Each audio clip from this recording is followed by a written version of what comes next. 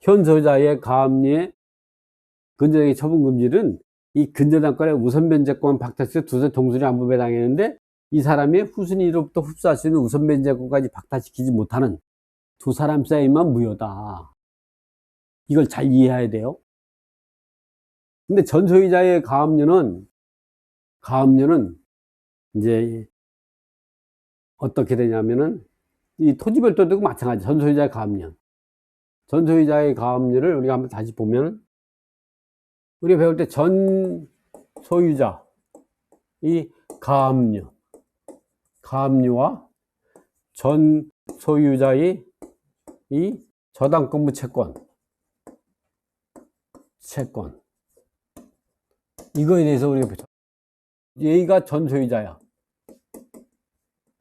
그러니까 이 상태에서 이제 가압류 똑같다. 압류는 뭐 확정이 압류가 있고 나서 가압류 또는 압류가 있고 나 가지고 비소유자로 바뀌어. 비소유자. 이 사람을 우리가 현 소유자라고 하죠. 소유자가 바뀌고 나서 주택 임차인이 최우선 변제금 그리고 근로자 임금 최우선 변제금 세 번째는 당해세. 이 당해세 같은 경우는 상속세, 증여세, 종부세 이렇게 당해세가 있어요. 그리고 네 번째는 뭐 근저당, 이거보다 후순위는 근저당. 이 순위가 이렇게 뭐 순서가 이렇게 정립이 됐다. 이스 배당할 때는 이 금액이 5천만 원이다. 그러면 5천만 원은 이 소유권 이전 자체를 무효화시키는 거예요. 근데 이거 좀 절대적 무효라면 소유권 이전 되기를 못하죠. 개별 상대적 두 사람 사이에만 무효예요. 그러니까 5천만 원만큼은 비소유권을 뺏어간 거예요. 그러니까 비소유자는 5천만 원에 대한 소유권을 주장할 수 없어요.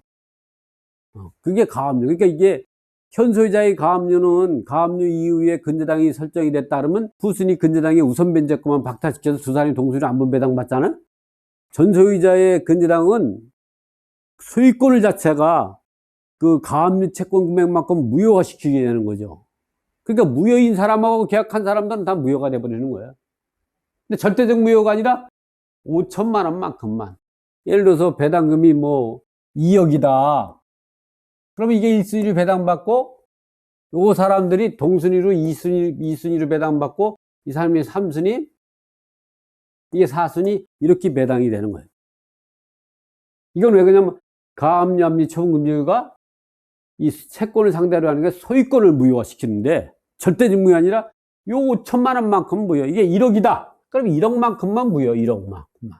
나머지는 온전하게 소유권을 취득한 거예요. 근데 중요한 건 전 소유자의 이 저당권부 채권이죠. 이게 예를 들어서 전 소유자가 A가 있고 나서 근저당이 설정이 되고 나가지고 또는 임차권이죠. 확정일자. 이러고 나가지고 소유자가 비소유자로 바뀌었어요. 그러고 나가지고 똑같이 이런 경우가 생긴다. 주택임차인 최우선 매매, 근로자 임금 최우선 당해세가 이렇게 있다. 그럴 때 우선순위 어떻게 되냐? 이럴 때에는 이제 이 근저당 설정 당시에 건물이 없었어요. 건물이 없을 때. 없었을 때에는 이게 1등으로 가는 거예요. 그리고 2등, 3등, 4등으로 가. 근데 근저당 설정 당시에 건물이 있었다. 그러면 이 사람은 근저당권자는 소유임차인이 발생한 걸 예측할 수 있었죠. 이렇다면 이게 1등으로 되고 이게 1등이 되고 이게 2등이 되는 거예요. 이게 2등이 되고 이게 3등이 되고 이게 4등이 되고 이게 5등으로 이렇게 배당이 되는 거예요. 이렇게.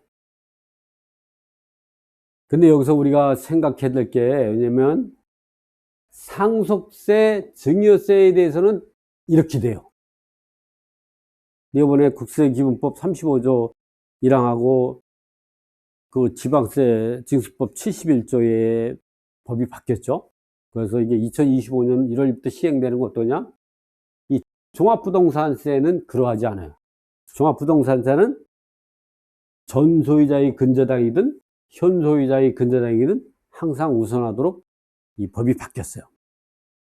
그래서 우리가 전 소유자의 저당권부 채권과의 관계는 이와 같이 건물이 있었다 그러면 1순위가 주택임 최우선 면제 근저당이 2순위, 3순위가 임금 최우선 면제, 4순위가 당해세, 5순위가 근저당 이렇게 되는데, 이 종부세라고 할 때는 종부세는 이거보다 우선하도록 바뀌겠지고 1순위, 2순위, 그리고 3순위, 4순위, 5순위 그리고 나서 다시 순환을 올려야 돼. 왜냐하면 이 당해세보다 근로자 임금 최우선 면제 우선하고 또 근로자 임금 최우선은 임차인이 최우선 면제가 동순이기 때문에 요 1, 2, 3위 배당을 받은 걸 갖고 다시 순환 배당을 해야 돼요. 그것까지는 여러분이 금액이 소액이다 보니까 거기까지 가지 않아요.